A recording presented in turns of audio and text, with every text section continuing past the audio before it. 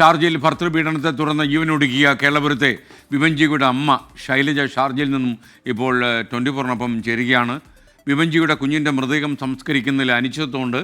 Consul ജനറലിനെ കണ്ട് കുടുംബം ഇന്നലെ പരാതി കൊടുത്തു. ഇന്നും കോൺസുൽ ജനറലിനെ കാണും. ഇന്നലെ അവസാന നിമിഷമാണ് ഈ മൃതദേഹം സംസ്കരിക്കുന്നത് മാറ്റിവെച്ചെന്നാണ് കേന്ദ്രമന്ത്രി സുരേഷ് ഗോപി അല്പം നിമിഷം മുമ്പ് നമ്മോട് പറഞ്ഞത്.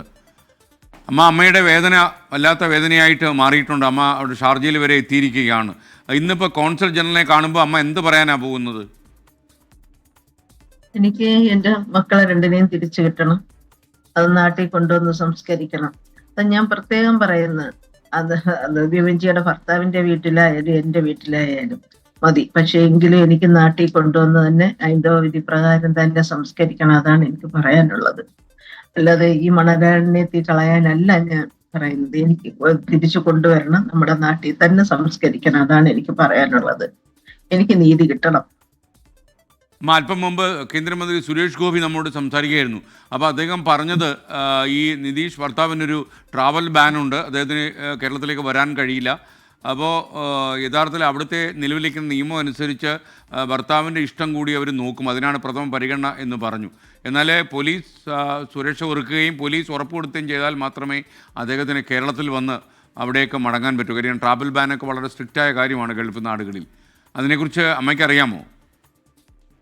എനിക്ക് അതിനെപ്പറ്റി അറിയത്തില്ല സാറേ. അതിന്റെ കാഠിന്യത്തെ പറ്റിയൊന്നും എനിക്കറിയില്ല. പക്ഷെ അങ്ങനെ ഇവിടെ തന്നെ സംസ്കരിക്കണമെന്ന് പറയാൻ അവന്റെ പ്രവൃത്തി നല്ലതായിരുന്നെങ്കിൽ ഇത് സംഭവിക്കത്തില്ലായിരുന്നല്ലോ. അവരെ ഈ മരണത്തിലോട്ട് തള്ളിവിടത്തില്ലായിരുന്നല്ലോ. പിന്നെ ഇനി അവിടെ കൊച്ചിന്റെ ബോഡി ഈ മണലാരണ്യത്തിൽ കളയണമെന്ന് പറയുന്നതിന്റെ ഉദ്ദേശം എന്താ സാറേ? അവിടെയും ആ ശരീരത്തിനോട് ഒരു ആത്മാർത്ഥത കൊടുക്കുന്നില്ല എന്നുള്ളതല്ലേ. അമ്മ അവിടെ എത്തിയതിനു ശേഷം ഈ മലയാളികളൊക്കെ അമ്മയെ സഹായിക്കാൻ എത്തുന്നുണ്ടോ? എല്ലാ മറ്റേ മലയാളികളായിട്ട് ഞാൻ ആരെയും ഞാൻ കണ്ടിട്ട്, പിന്നെ ഈ നിയമ നടപടികൾ എനിക്കതിനെ പറ്റിയൊന്നും ശരിക്കും അറിയത്തില്ലല്ലോ സാറേ. എനിക്ക് അമ്മയുടെ കൂടെ ആരൊക്കെയാ ഉള്ളത് ഇപ്പം ഷാർജയിൽ? ഷാർജയിൽ ബന്ധുക്കളാണുള്ളത്. ഈ യഥാർത്ഥത്തിൽ ഈ അമ്മയുമായി ബന്ധപ്പെടാൻ ഈ അമ്മയുടെ ഈ വിഭഞ്ചിയുടെ ഹസ്ബൻഡ് ശ്രമിക്കെന്തെങ്കിലും ചെയ്തിരുന്നോ നിതീഷ്? ഇല്ല. ഇന്നലെ അവര് പിന്നെ അടക്കാൻ കൊണ്ടുപോകുന്നതിന് അതും 4 മണി, ഒരു 15 മിനിറ്റ് മുമ്പ്, ഒരു 15 മിനിറ്റിന് മുമ്പേ എൻ്റെ ബന്ധുക്കളെ അറിയിച്ച് ഞാൻ അടക്കാൻ കൊണ്ടുപോവുകയാണ്, വേണമെങ്കിൽ വന്ന് കണ്ടോളാമെന്ന്. അപ്പൊ നമുക്കൊന്നും ചെയ്യാൻ പറ്റാത്ത ഒരു ടൈം അവർ അഡ്ജസ്റ്റ് ചെയ്ത് പറഞ്ഞു. ആ സമയത്ത് ഞാൻ കോൺസുലേറ്റിലും മന്ത്രി എല്ലാം ബന്ധപ്പെട്ട് എന്തായാലും അത് മുടക്കി വെച്ച്. പക്ഷെ അവൻ പറയുന്നത് ഹൈന്ദവ വിധി പ്രകാരമല്ല, എവിടെങ്കിലും കൊണ്ടുവന്ന് ഉപേക്ഷിച്ചാൽ മതി. പക്ഷെ അമ്മക്ക് അത് പറ്റത്തില്ല സാറേ. നമുക്ക് ഹൈന്ദവ വിധി പ്രകാരം തന്നെ എൻ്റെ മക്കളെ എനിക്ക് നാട്ടിൽ കൊണ്ടുവന്ന് സംസ്കരിക്കണം. അതാണ് എൻ്റെ ഇപ്പോഴത്തെ ആവശ്യം. അമ്മയ്ക്ക് കേന്ദ്രമന്ത്രി സുരേഷ് ഗോപിയോട് പുതിയതായിട്ട് എന്തെങ്കിലും പറയാനുണ്ടോ? നമുക്ക് വേണേൽ അതായത് ഒന്നുകൂടി ടെലിഫോൺ വിളിച്ച് നോക്കാമായിരുന്നു. എനിക്ക് പറയാൻ ഈ ഒരു അപേക്ഷയുള്ളൂ, എന്റെ കുട്ടികളെ നാട്ടിൽ കൊണ്ടുവന്ന്. PCR കേന്ദ്രമന്ത്രി ഒന്ന് ടെലിഫോൺ വിളിക്കാമോ? ഇപ്പൊ സംസാരിച്ചതേ ഉള്ളൂ. സാറ് എല്ലാ സഹായവും ചെയ്യാന്ന് പറഞ്ഞിട്ടുണ്ട്. സാർ ഇന്നലെ തൊട്ടേ അതിന് വേണ്ടുന്ന എല്ലാ കാര്യങ്ങളും ചെയ്യുന്നുണ്ട്. അമ്മയുടെ കാര്യങ്ങളൊക്കെ പറയുന്നുണ്ടായിരുന്നു അദ്ദേഹം അല്പം മുമ്പ്. പറ്റുമെങ്കിൽ അദ്ദേഹത്തെ നമുക്കൊന്ന് ടെലിഫോണിൽ എടുത്ത് നോക്കാം. ഇതുവരെ അദ്ദേഹത്തിന് ടെലിഫോണിൽ കിട്ടില്ല. അദ്ദേഹം അല്പം മുമ്പ് നമ്മോട് സംസാരിച്ചിരുന്നു. അമ്മയോട് ഒരു കാര്യം കൂടി ചോദിക്കട്ടെ. ശരിക്കും ഈ മരുമകൻ സമ്മതിക്കുകയാണെങ്കിൽ, ഇപ്പോഴും മരുമകൻ തന്നെ വേണമല്ലോ നമ്മൾ പറയാൻ, സമ്മതിക്കുകയാണെങ്കിൽ ഈ വിഭജിക്കുകയും കുഞ്ഞിനെയും കേരളപുരത്തേക്ക് കൊണ്ടുവന്ന് അമ്മയ്ക്ക് സംസ്കരിക്കാവുന്നതേ ഉള്ളൂ. അപ്പം അവരുടെ ആൾക്കാരോടോ അവരോട് ഈ ഭർത്താവിനോട് റിക്വസ്റ്റ് ചെയ്യാനുള്ള ഒരു മാനസികാവസ്ഥയിലായോ അമ്മ?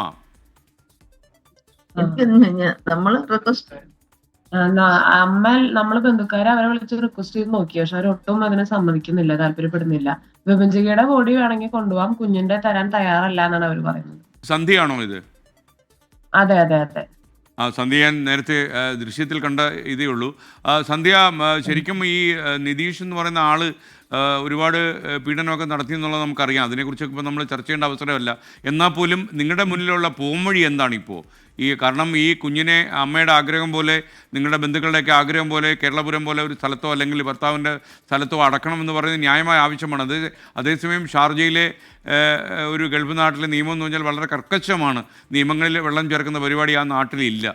അതുകൊണ്ട് തന്നെ സന്ധ്യയ്ക്കൊക്കെ അവിടെ ജീവിച്ച് പരിചയമുണ്ടല്ലോ. എന്താണ് നിങ്ങളുടെ മുന്നിലുള്ള പോംവഴി? സാർ, ഇവിടുത്തെ നിയമപ്രകാരം ഭർത്താവിനും ആണ് ആ കുട്ടിയുടെയും അമ്മയുടെയും കുട്ടിയുടെയും എല്ലാ അവകാശങ്ങളും ഉള്ളത്. അപ്പോ ഭർത്താവ് പറയുന്നതനുസരിച്ച് നീങ്ങുന്നതിന് ഭർത്താവിനെതിരെ ഇതുവരെ കേസും കാര്യങ്ങളും ഒന്നും അവർക്ക് ഇൻവെസ്റ്റിഗേഷൻ ഫിനിഷ് ആയിട്ടില്ല.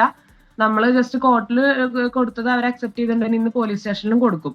അപ്പൊ അതിൽ നിന്ന് അവർ തീരുമാനം എടുത്ത് ഭർത്താവിനെതിരെ എന്തെങ്കിലും നീക്കങ്ങൾ നമുക്ക് അനുകൂലമായി ഉണ്ടായാൽ ഓക്കെ. പിന്നെ അവൻ സമ്മതിക്കാതെ തന്നെ കുഞ്ഞിനെ അമ്മേനും വിട്ടുകിട്ടില്ല. അതിലിനി ഇന്ത്യൻ കോൺസുലേറ്റ് ഇടപെട്ടുകൊണ്ട് നമുക്ക് അനുകൂലമായ ഒരു തീരുമാനം ഉണ്ടാക്കി തരണം. അതാണ് ഇവിടുന്ന് നമുക്ക് ഗവൺമെന്റിൽ നിന്ന് കിട്ടിയൊരു അറിവ്. അമ്മ ഇപ്പോൾ സുരേഷ് ഗോപിയായി നമുക്ക് ബന്ധപ്പെടാൻ കഴിഞ്ഞു. പക്ഷേ അദ്ദേഹം ഇപ്പോൾ ഒരു പ്രതികരിക്കാൻ പറ്റുന്ന സ്ഥലത്തല്ലെന്ന് തോന്നുന്നു നിൽക്കുന്നത്. അതോ ഇനി മറ്റെന്തെങ്കിലും കാര്യമാണെന്ന് അറിയില്ല. എന്തായാലും അദ്ദേഹം നിങ്ങൾക്ക് വേണ്ടുന്ന എല്ലാ സഹായങ്ങളും ചെയ്യുമെന്ന് നേരത്തെ തന്നെ പറഞ്ഞിട്ടുണ്ട്. അദ്ദേഹത്തിൻ്റെ അവസാന ഇടപെടൽ തന്നെയാണ്, ലാസ്റ്റ് മിനിറ്റ് ഇടപെടൽ കൊണ്ടാണ് ഇന്നലെ ശരിക്കും സംസ്കാരം മാറ്റിവെച്ചത്. കോൺസുൽ ജനറലിൻ്റെ കാര്യമായ ഇടപെടൽ ഉണ്ടായിട്ടുണ്ട്. അദ്ദേഹത്തിൻ്റെ നിർദ്ദേശപ്രകാരമാണ് ഇന്ത്യൻ കോൺസുൽ ജനറൽ അവിടെ പെരുമാറിയത്. എന്തായാലും ഈ ഷാർജയിൽ അമ്മ വിചാരിക്കുന്ന പോലെ തന്നെ ഈ ഗവൺമെൻറ് തീരുമാനിക്കുമെന്ന് നമുക്ക് പ്രതീക്ഷിക്കാം. മാത്രമല്ല MA യൂസഫ് അലി പോലെ മലയാളികളുടെ പ്രശ്നം കൊണ്ട് ഇടപെടുന്ന മലയാളി സുഹൃത്തുക്കൾ അവിടെ ഉണ്ട്. അവരോടൊക്കെ നമുക്ക് സംസാരിക്കുകയും ചെയ്യാം. അമ്മ പ്രതീക്ഷിക്കുന്ന പോലെ നടക്കട്ടെ. കാര്യം അമ്മയുടെ ജീവിതത്തിലുണ്ടായ ഈ ദുരന്തം എന്ന് പറഞ്ഞാൽ ഒരമ്മയ്ക്കും താങ്ങാൻ കഴിയുന്നതല്ല എന്നുകൂടി ഞങ്ങൾ മനസ്സിലാക്കുന്നു. അമ്മ എത്രയും വേഗം അവരുമായി വിമാനം കയറി കൊല്ലത്തേക്ക് വരണം എന്നാണ് നമുക്ക് പറയാനുള്ളത്. അമ്മയുടെ കാര്യം ഞങ്ങൾക്ക് ചെയ്യാൻ പറ്റുന്ന രീതിയിലൊക്കെ തന്നെ ഞങ്ങളും ഇടപെടാം എന്ന് മാത്രം പറയുന്നു. താങ്ക് യു അമ്മ. Thank you Sandhya.